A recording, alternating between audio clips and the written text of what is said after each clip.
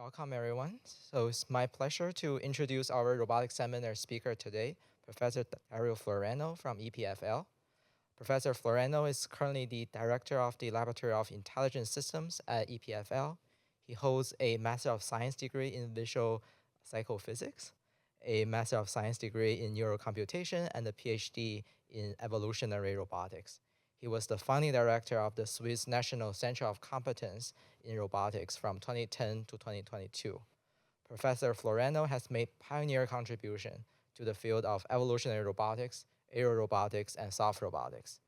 In recent years, Professor Floreano's team focused on avian-inspired aero robots, aiming to leverage morphological design principles and flight control rules to test biological hypotheses and enhance robot performance. There are many high-impact and interesting work coming out from Professor Floreano's lab. I think there are at least 2 Nature papers I can recall over the past couple of years. His team, for example, come up with a flapping wing robot with passively retractable wings, and yet another paper, a bio-inspired leg mechanism that allow a fixed-wing drone to jump and then fly away. Today, his talk title is Avian-Inspired Drones. Professor Floreano, thank you for coming to MIT, and we look forward to your talk. Thank you very much, Kevin, for the invitation here, and thank you everyone here in the room for attending this talk. The background of this slide doesn't really match the title, right? So these are not birds. This is an artistic rendering of someone who covered my lab activity 25 years ago when I started my lab. And at that time, I was very much interested in insect-inspired flight. Not so much amazing stuff that Kevin's lab does in terms of the flying structure, which is really worth leading, but more on the sensing and the swarming aspects of these, what these insects can do. And we did quite a lot of work, which I won't cover today. Maybe at the end I will touch on something that is coming back as a source of interest for birds. I'll touch on that briefly at the end. But what today's talk is about avian-inspired drones, which is something that has captured my attention over the past 5 to 7 years or so. And eventually, I have to ask ChatGPT now, no longer an artist, to replace these drones with avian-inspired bionic drones. Why do we want to do avian-inspired drones? Look, if you look at most of the commercial drones you can fly out there, you can see winged, fixed-wing drones on the one side, and then quadrotor or multicopter on the other side. There are also flapping wing drones, and those are becoming more and more interesting these days, that have interesting properties, but they are not yet widely commercially available, and they have a number of challenges that require a lot of research, including Kevin's work and Raf Zuffar's work here at MIT. Today, I want to discuss the problems of these 2 platforms. On the one hand, quadrotors are probably the most popular ones you can find everywhere. They are super agile, meaning they can rapidly change the velocity vector, the direction of flight, yaws, turning place, hover, so amazing agility. But they spend most of their energy to just fight gravity, stay in the air. On the other hand, fixed-wing drones, they leverage their motion to generate lift. And so for the same mass, they can cover twice or even more amount of time in the air than quadrotor for the same mass. But they are not so agile, meaning that before changing the velocity vector, so changing the flight direction, it takes some time and some space because they have to turn. Now, can we bridge somehow, can you find a trade-off between these 2 platforms and design flying machines that are agile and endurance, have long endurance at the same time, or can switch between the 2 on commands? And birds of prey do that. So birds of prey are capable of being super efficient, covering long distances with very few flaps of the wings, but also they can be very agile, change very rapidly the velocity direction.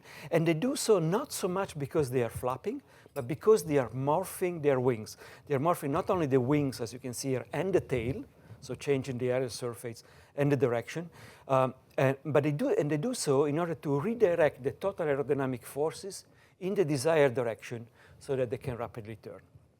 So they can aero brake, they can redirect the velocity forces so rapidly they can almost turn on the spot.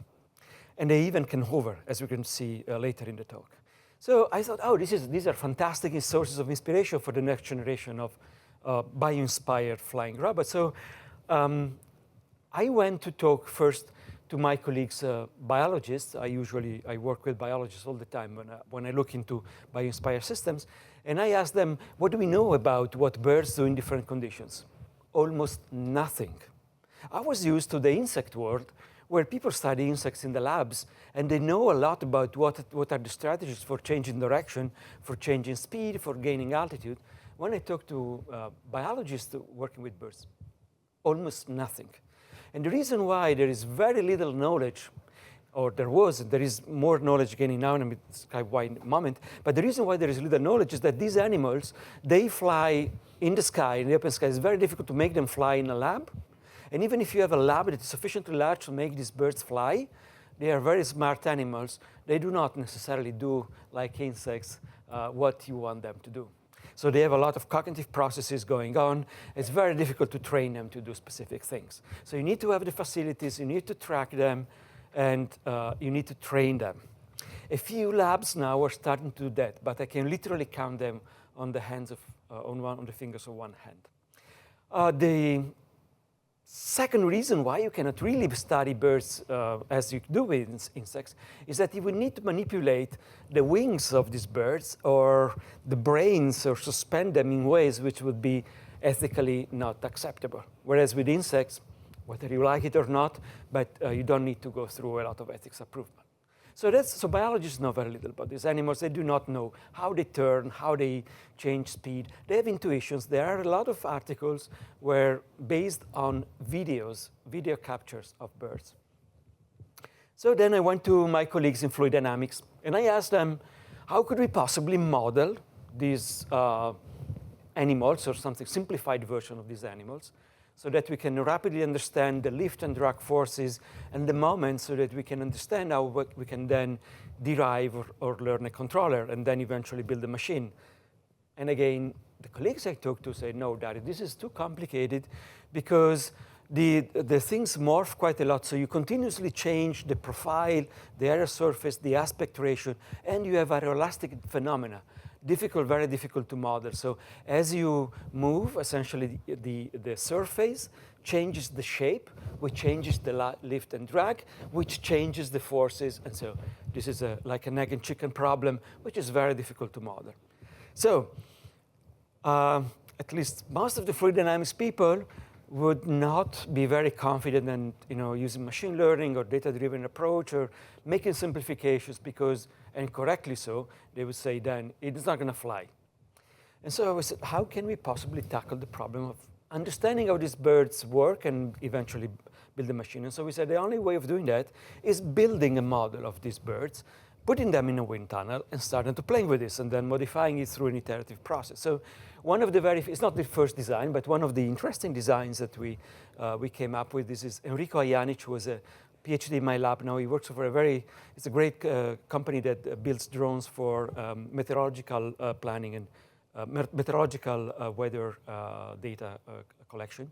So, and together with Mir Feroscan, who is an assistant professor at TU Singapore, Stefano Mince, who is assistant professor now at ETH Zurich, and my colleague Flavio Noca at EPFL. So we decided to design a drone that has morphing wing and morphing tail that captures roughly the dimension and the morphing capabilities of northern goshawk, which are animals that can shift between very energetically efficient flight, long endurance, very few flaps of the wings, and super agile maneuvering for capturing prey.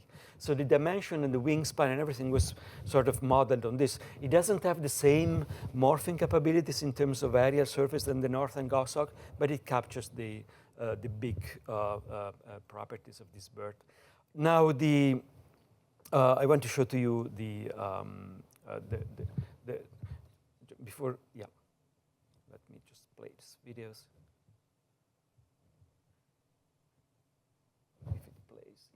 So here you see the drone. It can morph the left and the right wing. They can do it symmetrically, or they can do asymmetrically. So if you asymmetrically fold one direction and you keep the other unfolded, then there would be more lift in one direction than the other. So you start the roll moment and you can turn. We still have on this drone a vertical structure like a rudder that aircrafts have, which is not what birds have. But at that time we thought, This is very good for compensating for yaw. And yaw, it's a very important small force, but can interfere with the flight.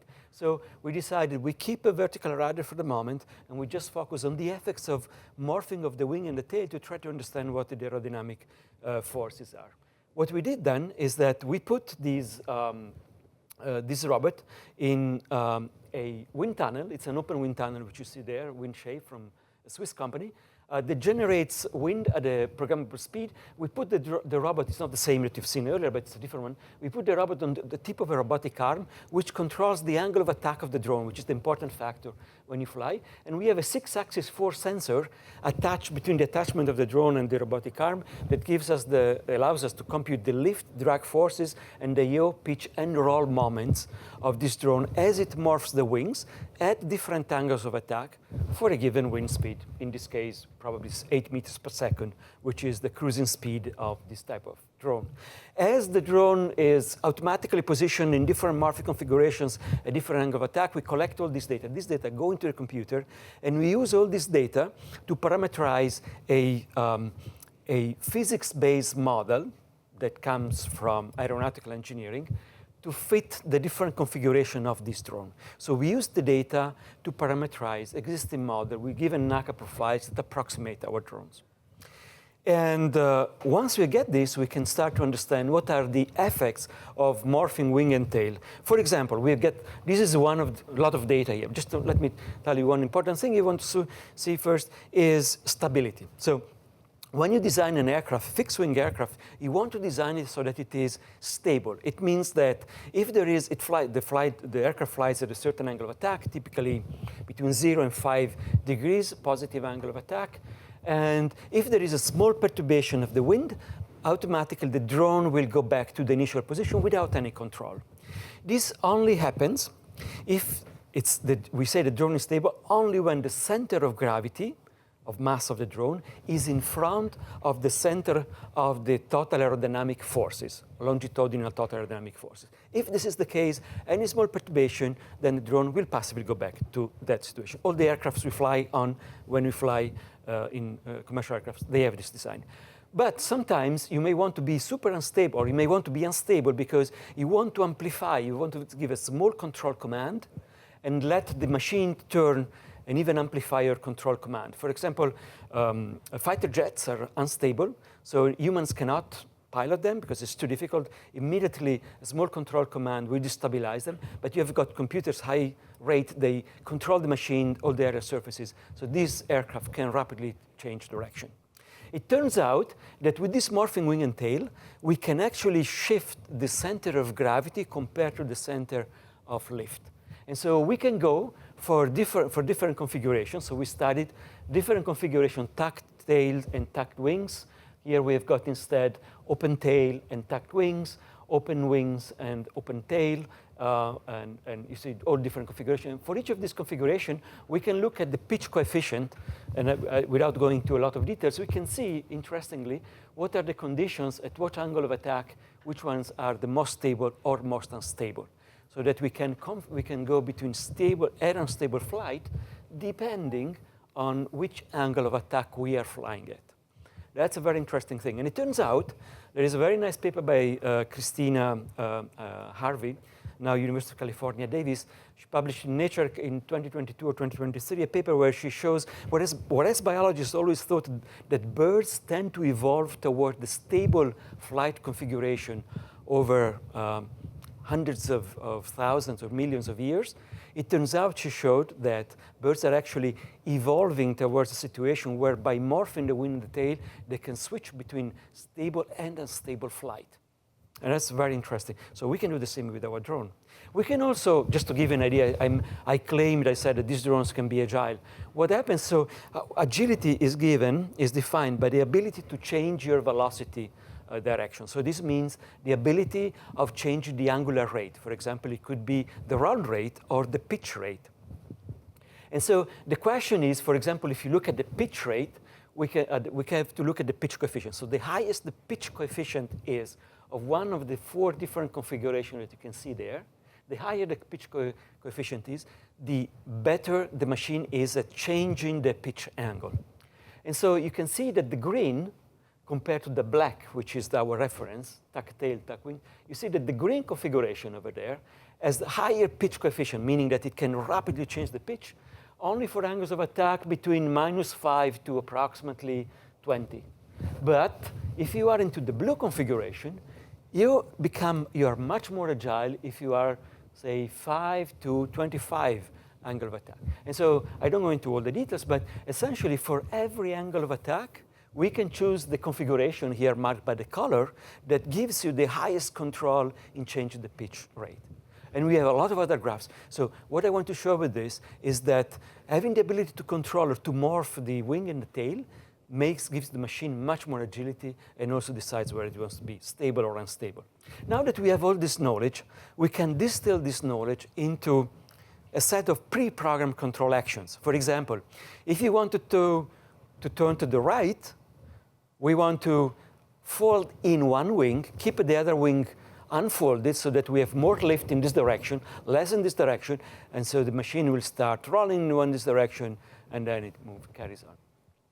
Now, depending on whether you want to be stable or unstable, you will decide to do this maneuver in one of the configurations I mentioned earlier, and depending on whether you want more or less fast in changes to the angular rate, you will also control your wing and tail morphing according to one of these plans. So we have a set of control actions that we have a library of this, and then we can program them into the machines, and then we can we can have a person flying the machine and using a remote control and switch between different configuration, agile, not agile, turn right, turn left, pitch up, pitch down, and fly this drone. And this is what I'm going to show to you now.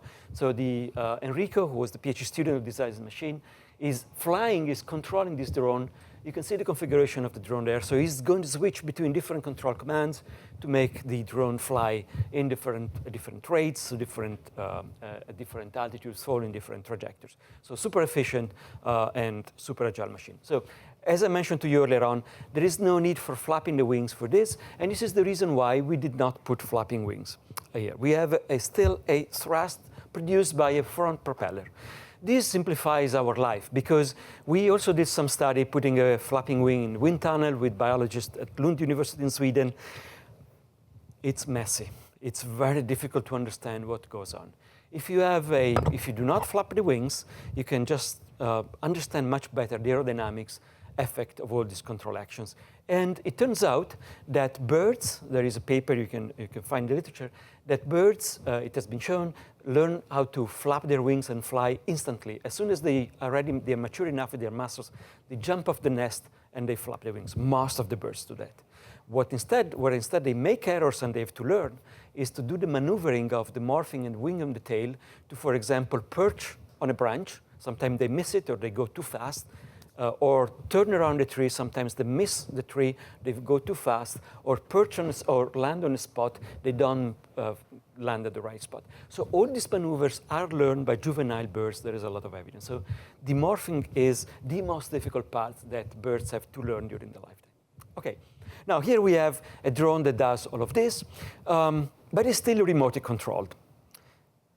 What can we do with this? Well, one of the things, even before going towards autonomous flight, is that because, as I mentioned earlier on, there is very little knowledge about what birds do in different conditions, we can use this drone now to start to understand some of the open questions that biologists have. And one of the open questions is, how do birds turn? I told you that how do birds turn? I told you that birds can turn by asymmetrically morphing one wing with respect to the other and generating asymmetrical lift on the two sides. But the birds also have another option. They can also twist their wing. So they can generate more drag by pitching up or twisting one of their wings so that it generates a motion in the opposite direction. And so what do birds do? So we looked at the literature and we found this is the most informative study where they study this steppe eagle that spends most of the time soaring, not flapping the wings. And this is a typical study biologists do. They get all this data, and then from this data they say, well, sometimes they twist their wings, sometimes they morph their wings, they asymmetrically morph. There seems to be no difference. No, maybe it's just the birds sometimes prefer to do one thing or the other. Well, let's see. So we In order to give twisting capability to our drones, the main modification is the same version of the drone you've seen earlier on. The only thing is that it can fold the wing up frontwards a little bit more than the previous one. We realized this was one of the things that birds of prey do a lot and has an important effect on the lift drag and coefficients. But the second most important thing is that it can also twist the two wings symmetrically or asymmetrically. And so now we can make them turn, and we can analyze in different flight configuration, we can analyze the roll effect. So here, to make a long story short, we can compare this drone making a turn maneuver in two ways, either by using a twist, by twisting the wings, or by morphing their wings, asymmetrically morphing the wing, but not twisting them. And what is happening is that when you fly at very low angles of attack, at regular cruising speed, twisting the wings is much more effective at turning. When you fly at very high angle of attack, typically like a bird of prey is chasing a prey, flying very slowly to follow the prey, typically it's flying a very high angle of attack, sometimes flapping the wing. In that case, in order to turn, it's much better to morph the wings, not to do the twisting, because the roll coefficient will be much higher. So we now know that depending on the angle of attack, we can choose which of the two we want to use, and probably birds do something similar. Just it was not possible in the field to do the experiments to measure that. Another thing that I mentioned earlier on is that we have a vertical rudder on our tail. Birds do not have that. And so in our effort to go more towards the agility of birds with our machines, we started to look at, first of all, much better, higher morphing capability of the wings with a design of the wing articulation that matches the articulation of the birds that you can see on the top right, portion of this image. But especially we have a tail that's similar to the previous one, but it does not have the rudder. Now, how do we control for the yawing maneuver? What we can do is that we can twist the wing, the tail, just like the bird. So this is work done by Wu Fan, who is now assistant professor at the University of Reno, Nevada. So here you see the drone. It's in front of the wind tunnel that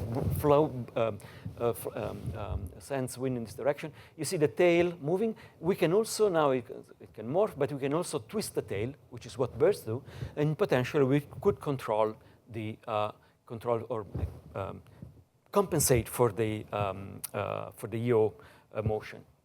But as Wu was doing this experiment, he realized something very interesting, an interaction between the turbulent wake of the air over the wings and the tail.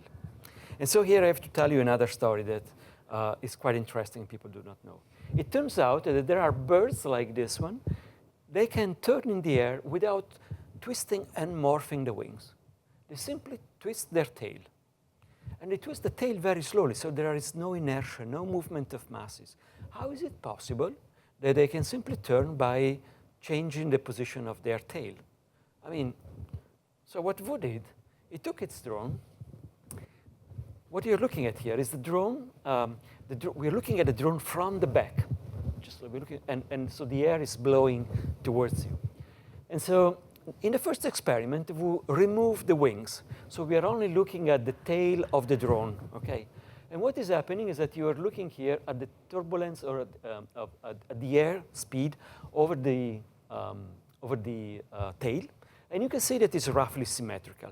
So since it is symmetrical, except for side slip effect, which are in there, of course, but except for side slip effect, essentially the same lift forces on the two sides. And so the drone should not be able to generate asymmetric forces that make it turn, the bird. But as soon as you put the wings back, what we realize is that there is the one part of the tail enters the turbulent wake generated by the wings, because the tail here is very close to the wings, just like the tail of the birds of prey is very close to the wing. So as soon as it enters the turbulent wake, then the lift force is completely canceled out, or almost completely canceled out. So this portion of the tail does not generate lift anymore.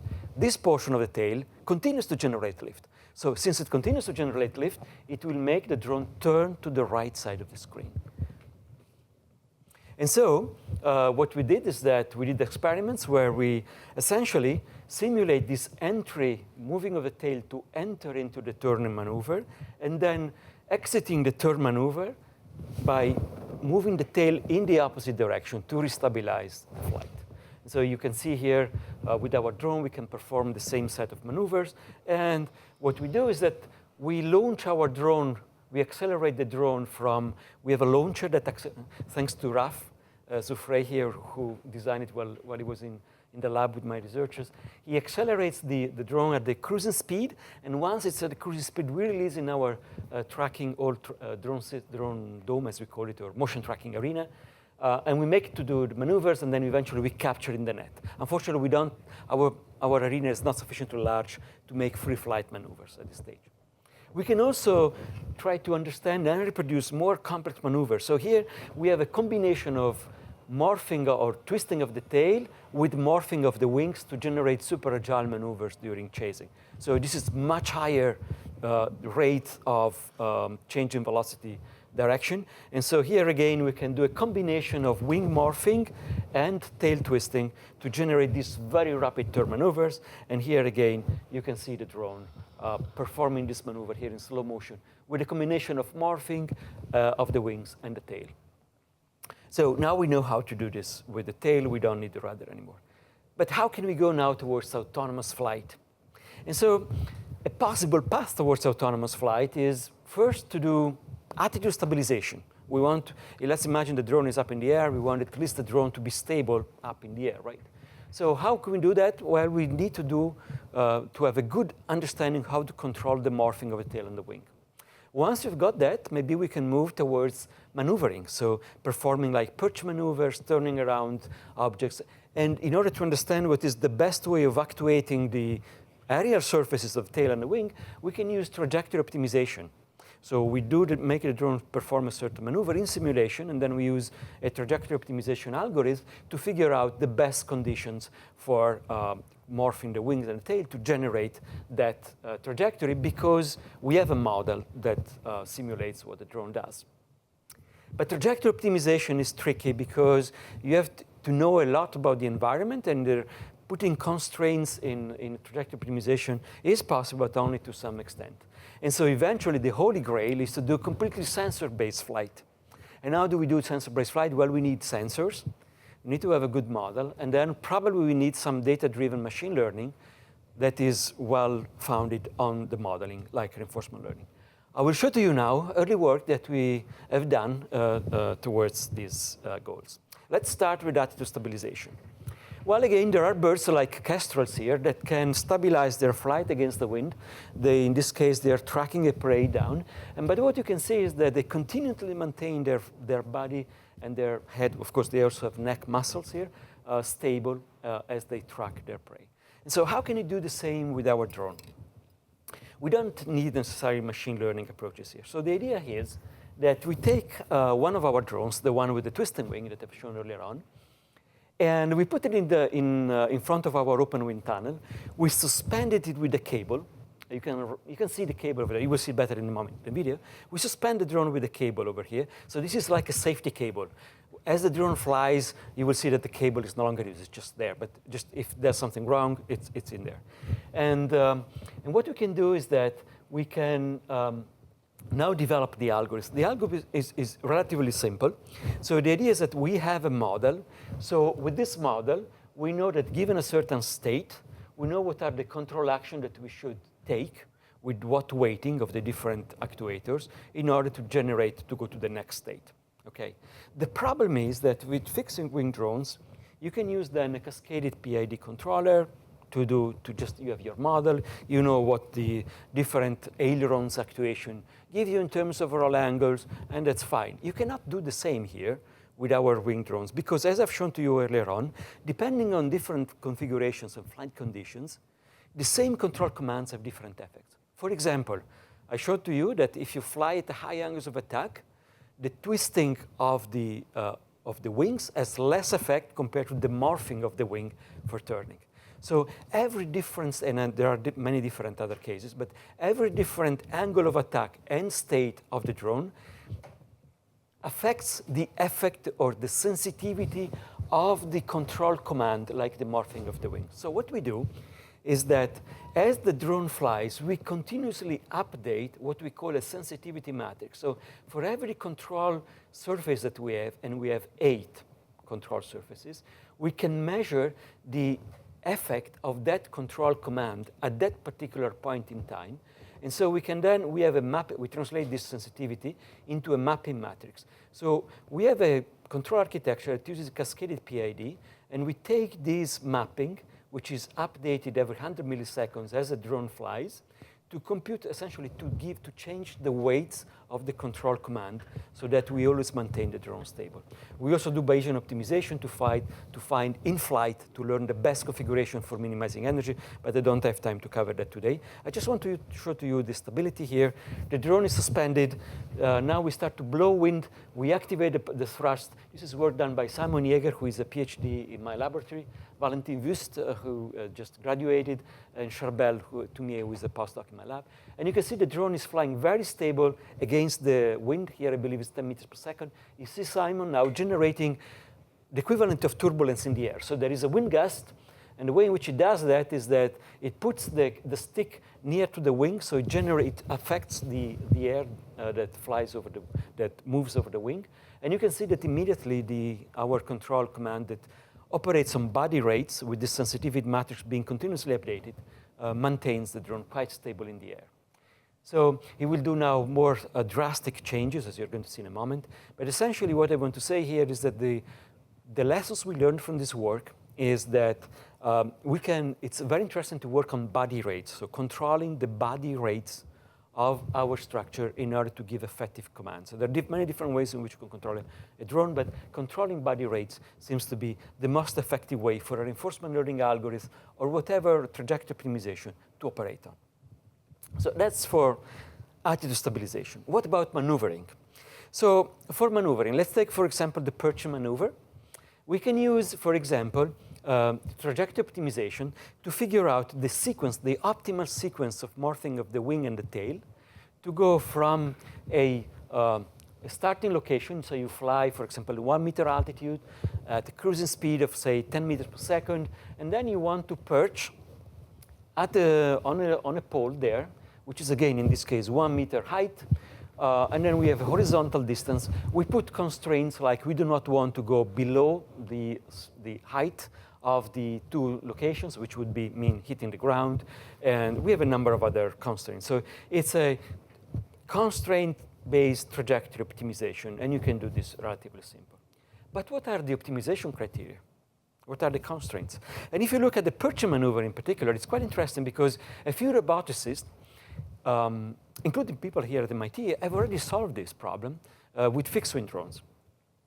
And the thing is that if you look at the work by MIT, it was very successful work at Bristol University in the UK and a few others. All the time when they used trajectory optimization or reinforcement learning, the optimization criteria was to, in all cases, the drone was flying, and at some point they decided perch on that location. One of the criteria was minimize the amount of time you take to perch to that location, or minimize the distance flown to that location. And is that what birds do, and is that what we should really use?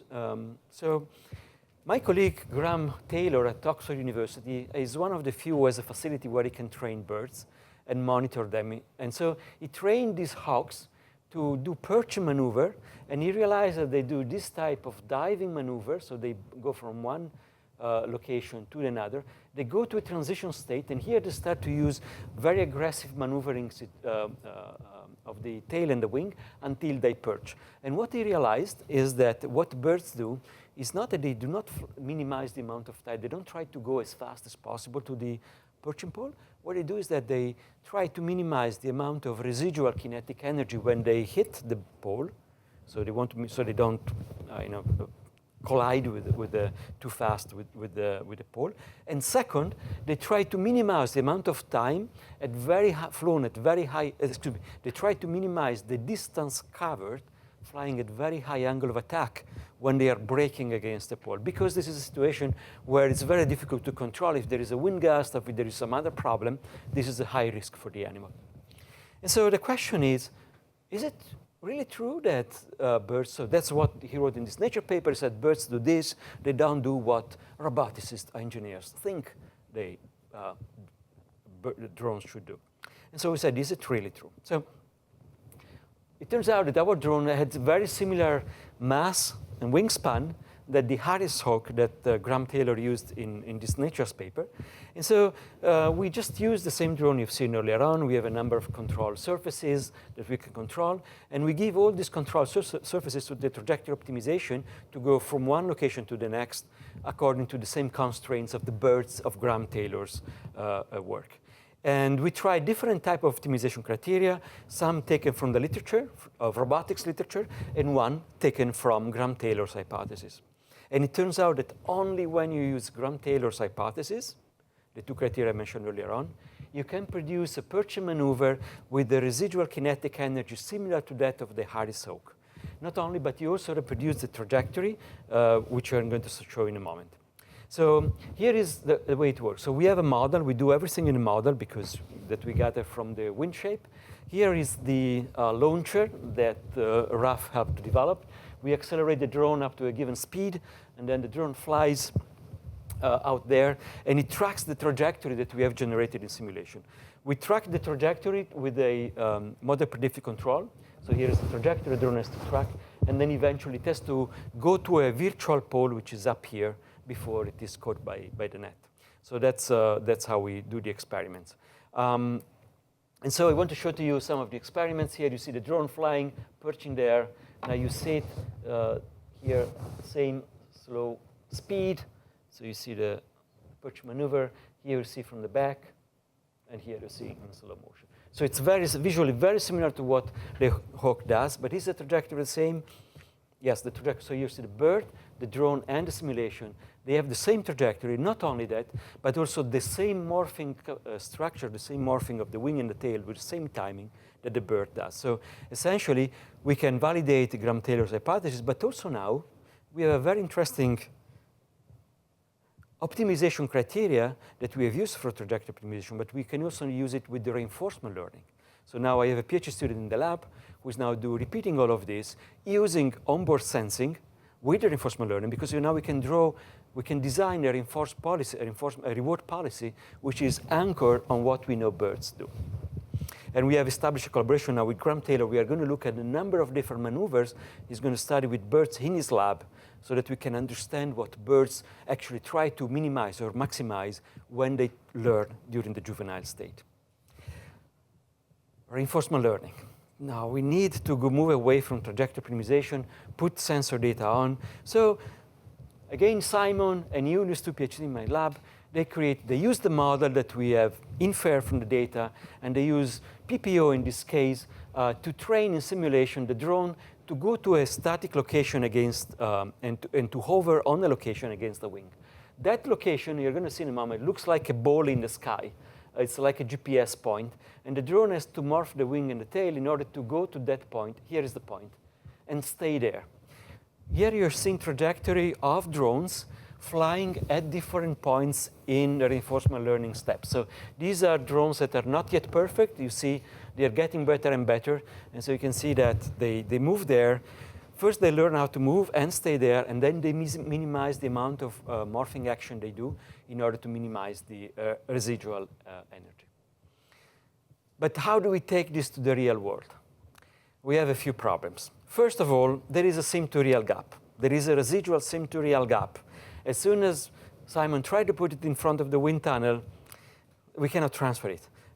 Although it is a physically grounded model, there are still sim-to-real gaps. So one of the things we're doing in the lab now, we are using data-driven machine learning approach based on the physics model that we have to better develop the models to ensure the sim-to-real gap. The second thing, you need to do two important measures that here we assume are known to the drone. The first thing is that you need airspeed. So the drone in reality will need to know what is the airspeed it's flying on. In the wind tunnel, we can regulate the wind speed, and we can simply say, yeah, you are flying at this wind speed, and that's it. But if you're flying out there, you need to measure it. And simple pitot tube are not sufficient because they are designed to fly at a much higher speed, and they only operate at very small range of angle of attack, which is much smaller than our agile drones. So there are no airspeed sensors out there that allow us to do that. The second thing is vision, because in order to go at a certain location and stay in the air like casters, you need to have some reference point. Now, in our motion tracking system, of course, we have the GPS, but when you're out there, GPS is not sufficiently reliable. So you probably need to do vision. So these are two things we are working on. I want to show early work we just published a few weeks ago. It's going to be online soon. So here you see a classical drone. You use pitot tubes, but if these pitot tubes are not functioning properly, you lose control of the drone would crash. And so the idea here, the problem for our drones is that you want to have a pitot tube that is capable of working at pretty large angle of attacks that are not covered by today's drones. So today, airspeed drones are either too heavy or they require too high speed. And so we have a green spot here that we need to cover. There is no wind sensor out there. So we designed a new wind sensor. It has multiple holes. It can be entirely 3D printed. As you can see here in the process, it's super lightweight, and it can be easily assembled. And it allows us to fly at very large range of angle of attacks that completely spans those of our drones. For example, you can see here, airspeed goes from 3 to 27 meters per second, angle of attack minus 35 to plus 35. So we characterized all this in the wind tunnel, and then we put it on a fixed wing drone, in this case, just to see what signal it does. So we have a conventional pitot tube next to our multi-hole pressure probe, and then we can monitor the data on the airspeed collected by the tube, the pitot tube, and the multi-hole probe sensor according to the ground truth that we can measure by a combination of outside sensor. And to make a long story short, our multi-hole probe sensor is much more accurate and sufficiently accurate to now do autonomous flight. The second thing is flight vision. So, and here I want to go back to early work we did in the past. In the past, 20 years ago, we were looking at insect vision. So we were using compound eyes or compound cameras. Each of these cameras has a small neuromorphic chip, which actually comes from the mice sensor from Logitech, which extract optic flow information. And we use very few lines of code to map that optic flow velocities from different viewing directions to the control surfaces of this flying wing, the ailerons. So the drone avoids any obstacle, and not only, but also avoids the ground. So effectively, with the same lines of code, maintaining altitude. So this drone was very effective. We also used part of this algorithm in a spin-off company that sold products, SenseFly, for many years. We eventually also made a much more sophisticated version with 700 eyes. It's still larger than a compound eye of an insect, and it's not fully circular, it's cylindrical, but it has 700 eyes with a weight of less than 1 gram and a thickness of less than 1 millimeter, which was used recently by Guido de Kroon. There's a very nice paper where he does flight stabilization of a flapping wing drone much larger than Kevin's drone, so it's a much larger scale. And he shows that by using optic flow, you can actually stabilize a drone. Why do I look at this?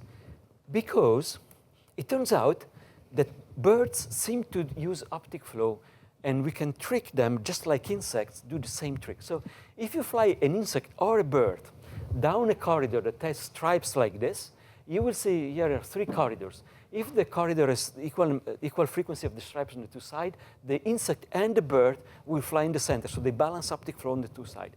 If you manipulate the optic flow by making the stripes horizontal, so there will be very little optic flow here, a lot of optic flow on the other side, the bird and the insect will fly in the opposite direction and here too.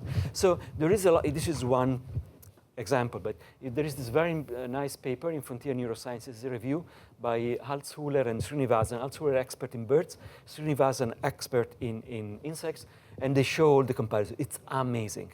And so our current project, ongoing project, is now to use neuromorphic chips with a vision system that maps or approximates what birds of prey have, so that we can do vision-based flight stabilization and maneuvering with optic flow and with the air sensor that I've shown earlier on. But, you know, that's not the whole story. So birds come in many different shapes. What is the effect of the shape of the bird on the flight capabilities? One, of course, there are different aspect ratios, different morphing capabilities, but in this paper, again, by Christina Harvey, I briefly mentioned earlier on in Nature in 2022, she plots the range of motion of the shoulder joint and the, I forgot which two joints were, elbow angle, excuse me, and wrist angle, elbow angle and wrist angle of the wing, which are too important in most of the birds. And she showed that they span different types of angles. Now, this means that for different types of maneuvering requirements, there are different types of wing morphologies that have different range of motions that will be more suitable for generating that particular trajectories with a lower amount of effort.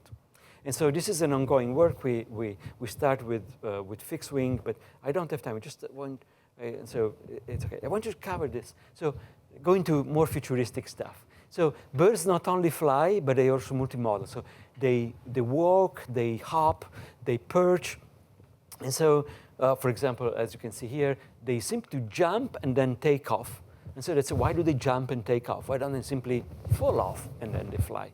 And so in collaboration with my colleague Avian-Inspired, who is the director of the Avian-Inspired Robotics Lab at the PFL, next door to mine, Monica Daly, a professor at University of California, Irvine, and then the PhD student Won Dong-shin, who is now a professor at Polytechnique in South Korea, and Wu, I already mentioned Wu, who is the University of Reno, Nevada. We designed this drone that is capable of walking, hopping, and jumping and taking off. So what is so we had to design appendices that allow this drone to do all of this. So where do you start? There are a lot of biped walking out there.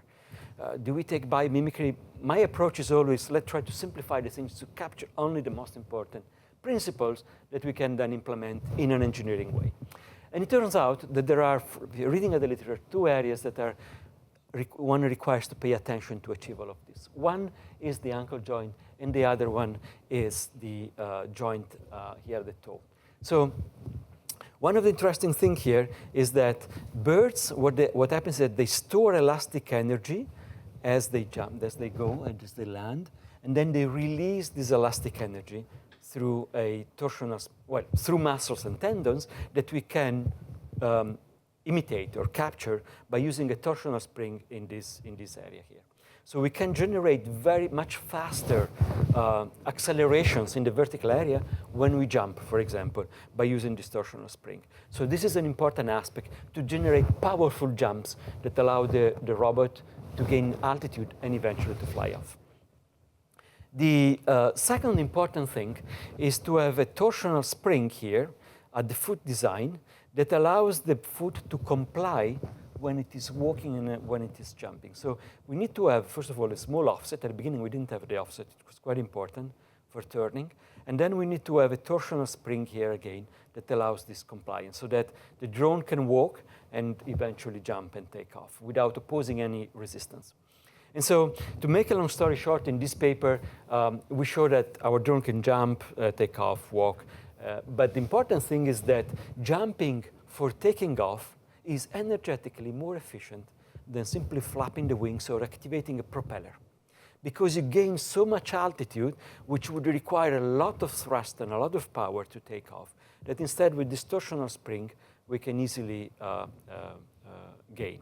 So to make a long story short, jumping for takeoff is energetically efficient for an animal that invests in body mass, in leg as body mass. It is something that should be used, and it is indeed used. We did also a study of comparing birds and drones, but I don't have time to go into this. I just want to show to you our drone. So the student looked at different motion of the drones, and he filmed a crow in the campus to show the analogy. So our drone has not yet morphing wings, but because we isolated just the walking. So it's open loop control, so we use the tail for stabilization. You can say we do hopping over a gap, and we can even jump on top of an obstacle as birds do, like this. And so you can see we have all these capabilities. And then something that we started that I want to mention is Raf started when he was in my lab, in my colleagues' Avian-Inspired lab. So Raf came and said, well, birds not only fly, but they also use their wings to go in underwater. And here I mentioned earlier on, we don't do a lot of flapping wings. There are a few exceptions. But I think here Raf clearly showed to us that flapping wings for birds have an important effect. So these birds use their flapping motion, but they seem to, something is changing here when they go underwater. And so what Raf asked is, what is the important factors that should be captured in order to achieve flight capabilities and underwater capabilities? And it turns out there is this paper by Lapsansky in eLife that Raf showed to us, where the number of animals that are capable both of aquatic locomotion and aerial locomotion, which are, correct me if I'm wrong, Raf, but I believe 60 or so. 100 species, so, but not many out of the 10,000 species of birds that exist out there. What they do is that they seem to change the flapping of frequency as they move, as they transition from the air in green to the water in gray. And so Raf started to design a drone, did a lot of work in isolating what different propellers and wing aspect ratios, and don't want to disclose everything, but he succeeded to do both flapping in the air and the wing in underwater. And not only that, but he also showed that his drone is capable of going out of the water just by flapping their wings and gaining altitude in the air. So this is a paper currently under revision. It's fantastic work. I don't want to disclose more. This work is ongoing in Raf's Zufre lab, the Aura lab here, and I think you should keep an eye on what is happening there. Super interesting work. So I want to conclude my talk with a few challenges, in my opinion, in this area. So the first thing is modeling is a problem. So we did it, and we automated the process for one particular drone. But how can you do it for all the possible drones that span the morphology of all the existing 11,000 species today? Because these 11,000 species, yes, they are a lot, but they are less than the 40,000 species of vertebrate that live on the ground. Because the aerodynamics forces and the stringent constraints of low mass in the air have made all these birds relatively similar to each other. There are small variations. So we have this new project with Christina Harvey at UC Davis and Graham Taylor, my colleague at Oxford, where we try to create a model and a robotic structure and a modeling system that allows us to understand the underlying, if we can, control and principles of different types of birds according to the type of ecological requirements that they have to fulfill. For example, flying long distances over the sea, or flying through trees and perching in very small spaces. The second challenge is vision-based maneuvering. I believe that optic flows is super interesting, but of course birds are much smarter and they have much more complicated brains, so they for sure use a lot of features as well, not just optic flow, to maneuver. So we know, for example, they use the horizon when they want to fly. They are capable of flying to one direction. There is the wind against them. They go in the other direction. They gain speed, and then they go in their direction against the wind speed by simply closing their wings, just following like a stone in that direction. So this requires a lot of planning and modeling and self-awareness of their own body. So how do you do that? That's an open question. The other thing is probably different type of control strategies are required by different morphing capabilities and different range of motion. So we have one PhD student in the lab who studies the co-adaptation of the morphing strategies with the different range of motion and different shapes of our drones in this morphological space.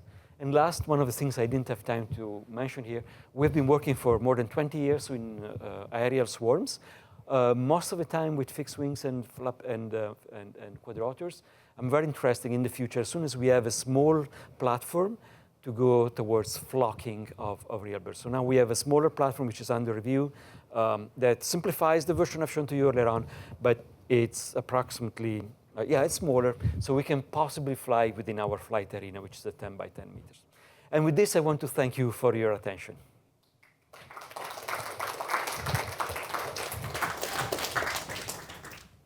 All right, I think we have some time for questions. After that, there's a reception on the third floor.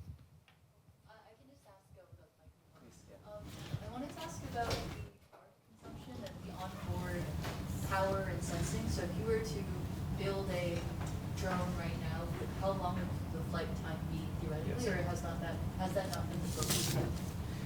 No, it's a very good question. So the power, the question is if this is recorded online. So the question is about how do we calculate the power consumption?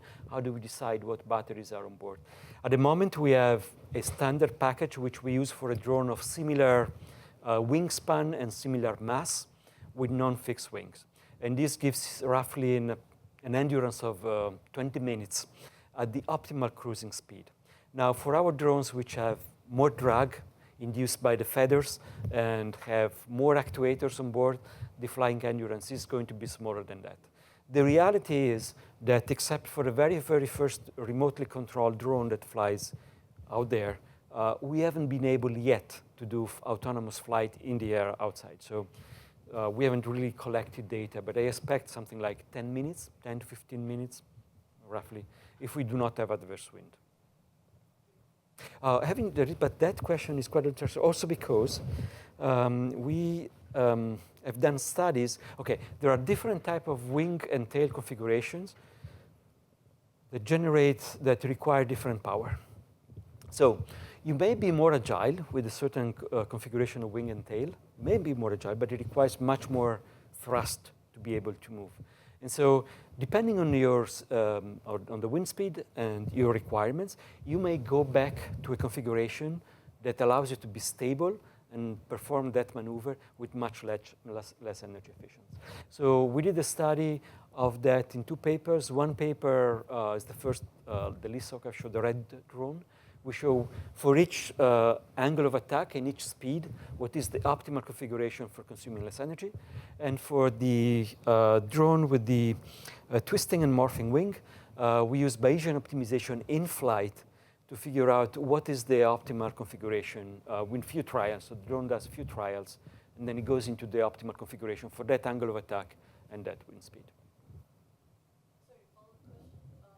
Would it make sense to put like solar panels on the feathers potentially as a mode of power, or like is there something that you can harness in the air at certain cruising altitudes, like some kind of energy collection there? So the question is, would it be possible to have solar cells, solar thin films that gathers solar energy? So it's a very good idea, and a lot of people, not a lot, but some people, including my colleague Roland Sigler, for example, at ETH, and others, have used successfully solar panels on fixed-wing drones for very long endurance flight.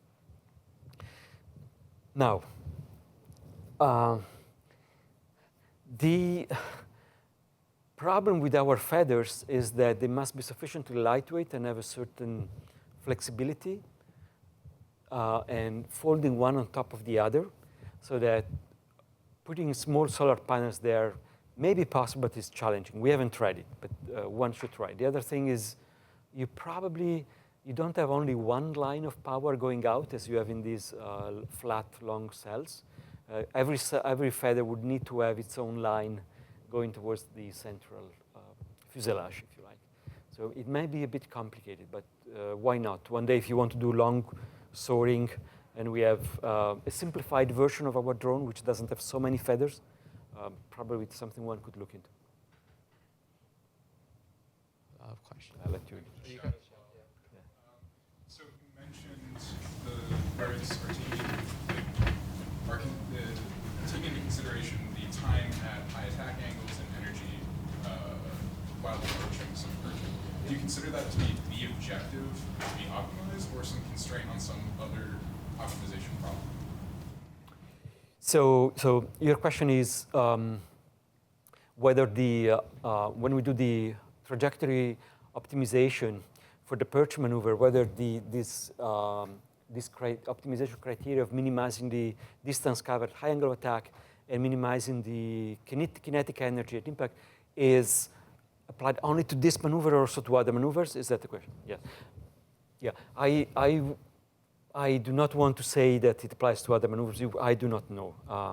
I think our strategy in the new grant that I have with Graham Taylor, who did the studies, is just to study what birds do and try to understand what mistakes they make and put them in different conditions to try to understand what they try to optimize. And it's a very interesting question. I do not know the answer.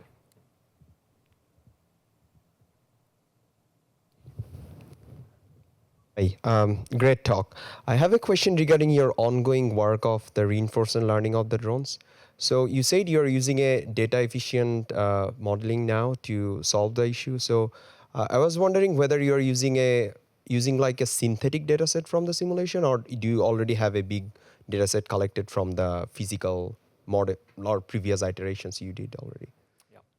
So the model that we have is a model, it's an aeronautical engineering model where we segment the wing in different segments, and each segment has its own dimension, which matches the dimension of the wing and that section for our drone. And we have many of these. It's like a lookup table, depending on the morphing configuration of the drone. So it's like a lookup table. And this lookup table gives, as a NACA profile, we can have all the calculations, then we do a superposition of all these different profiles, but these are not yet perfect, so and they have parameters. So the parameters are set by the data that we get from testing the drag lift forces and the coefficient, the moments in front of the wind shape. So we have this, so whenever the drone in simulator is flying, the model will look up in one of the early work at this lookup table, and will tell what it would be the next state in terms of lift, drag, and moments. Now we have a newer version of this where we no longer need the lookup table. Now we have equations that have been parameterized with the data that come from the wind tunnel. So essentially you can run a few equations, and this would tell you what the drag lift forces and what the moments would be in the 3 dimensions. So this is work which is currently under review. Another quick question. It's a more general question. Did you also test these drones using some payloads, or how much payload it can carry, probably in its hook, or like? It's a very good question. This morning I removed a few slides because I'm very interested in payloads. I showed to you the perch maneuver, one of the birds. So we have been working a lot on the perch maneuver, and we developed grippers that are passively compliant, that snap on objects as soon as they hit them. And so they are super lightweight. I think our drones can easily carry those. There is still some payload capabilities for carrying camera on board. So we have version of our drones. We already have version of the drones with neuromorphic cameras mounted on board.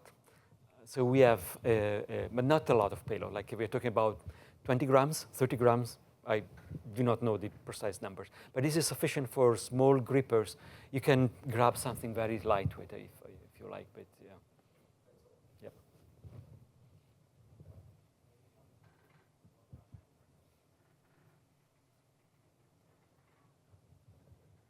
Okay, thanks for your talk. I was wondering, what was the reason for picking cascading PID amongst the various control methods, and if other alternatives like MPC would have performance benefits, whatever that may mean? I asked the same question. So the question is, what is the reason for using cascaded control with PID instead of using other methods like MPC or more sophisticated methods? I asked the same question to my PhD student who did this. Well, he had a very good answer. He said, look, let's take the simplest possible model. It works. The question was, what is the right level or the appropriate level of control? At what level of control we want to operate? And so he figures out that body rates is a sweet spot. So we can control body rates, the rate of change of each of the actuators. And so it shows, yes, the granularity from low to high granularity, and this is the important thing. And he says, well, if I can do it with PID and cascading control, then that's fine. That's like a building block that I can then interface with reinforcement learning, so that reinforcement learning can simply give me body rates, which is what he did then in the simulator. And then I have my lower level, which takes those body rates and automatically controls the drone.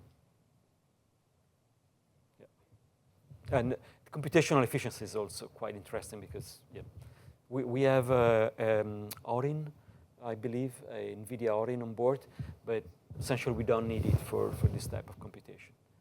Except we have to update the sensitivity map every 100 milliseconds, but what Simon Yeager, a PhD student, told me is not very computationally expensive. Okay, for the sake of time, let's stop here. But I want to mention that those are very good questions, and let's continue the conversation at the reception on the 3rd floor. Let's thank our speaker again. Thank you.